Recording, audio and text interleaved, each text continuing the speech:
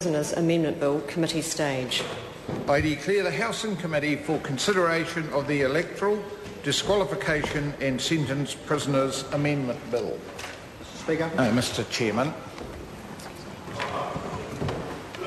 This will be great. The first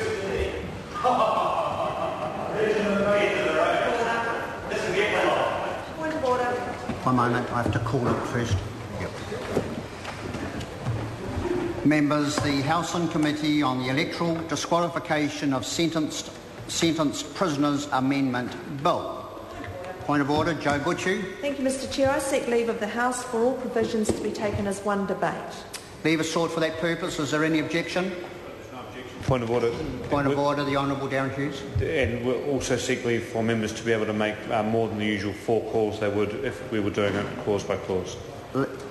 Leave is also sought for that purpose. Is there any objection? There is no objection. The question is that clauses 1 to 5 stand part.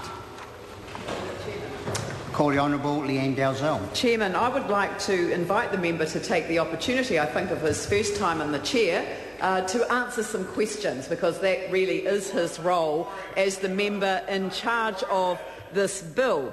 The first question, because I actually couldn't get the answer to this question at any stage during this entire debate. And in fact, I actually don't think my colleagues could get the answer to this question from the select committee hearings that they had either. I want to know how many people in prison voted in the 2008 election while they were in prison. I want to know how many prisoners actually voted in the 2008 election. Because, and the reason I want to know the answer to that question is this.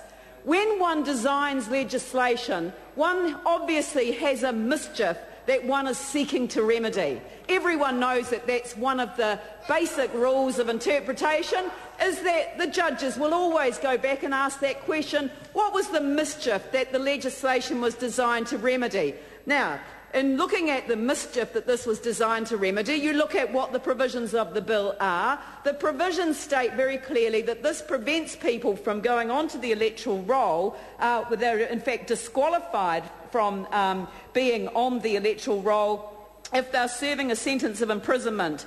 So they cannot register as an elector, and that's the technique that has been used. And so why is this? And it's probably, obviously, because there are a specific number of people who've taken up their duty to vote in a general election while they've been in prison. And I want to know how many did that. How many did that in the 2008 election? Now, I could actually ask for previous year's elections figures, but I'm just asking the member in charge of this bill to tell us how many prisoners, how many people in prison on the day of the last general election, how many of them actually recorded a vote? That's my first question.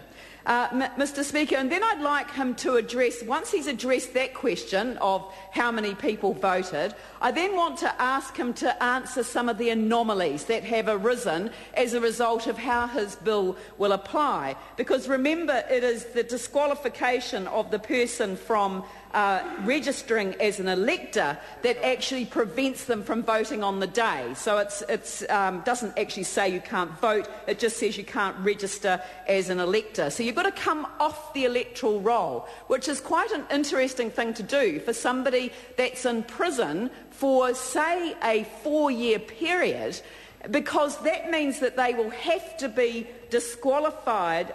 They will be disqualified from registering as an elector, so they'll have to come off the electoral roll when they go into prison. But what if they come out of prison before the general election's held? Because if they come out of the out of the prison before the general election's held, they'll have to re-register in order to be able to start voting again from that point on. Now, of course, they'll be legally allowed to vote from that point, because they'll be legally required to register as an elector. And I think what the member in charge of this bill hasn't really responded to in any of the debates so far is it is a legal requirement to be on the roll. And you're saying to somebody, because you've committed a crime, you are no longer legally required to be on the roll. It seems rather ironic to me. But anyway, the member could perhaps deal with that. Okay, but the question is that you're going to have one person released the day before the election, one person released on the Monday, and they've both got exactly the same crime, exactly the same sentence, but one gets released the day before the general election, the one gets released the 2 days after, because that's always held on a Saturday. And so what happens then? Why is it that one person's treated in a way where they can get on the electoral roll that day as they leave the prison gates, go straight down to the post office, get on the electoral roll, as I'm sure they will. I mean, they will, won't they? That will be their real incentive for good behaviour, is to get their right back to vote, and they'll dash down to the local post office and they'll get onto the electoral roll as quickly as they can so that they can vote the next day. But the person who's released on Monday, well, sadly, he's missed out. So why is it that you're going to have such an anomalous situation? So that's my second question. And the third question really goes back, Mr. Chairman. Honourable Leanne Dalsey. Mr. Chairman, and then it goes on to the other question about the difference between somebody who gets a prison sentence for exactly the same offence as someone who gets home detention. So there's going to be different criteria applied to one as to the other.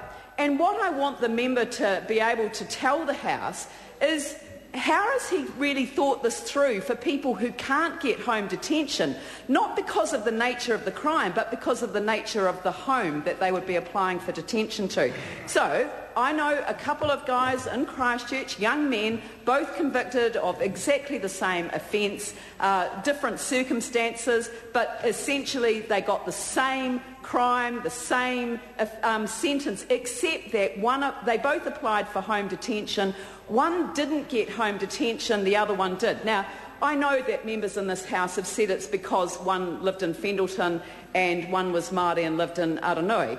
But actually there's more to that story than meets the eye.